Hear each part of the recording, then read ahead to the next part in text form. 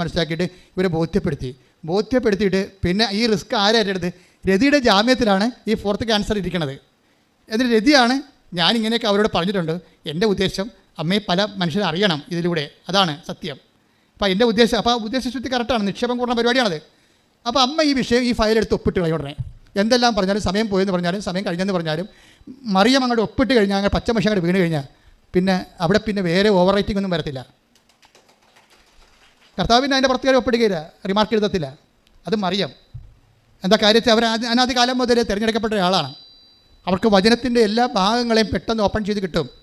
അതിനുള്ള പ്രത്യേക അഭിഷേകം അവർക്കുണ്ട്. ഒരു വചനത്തിൻ്റെ മാതാവാണ് ശരിക്കും.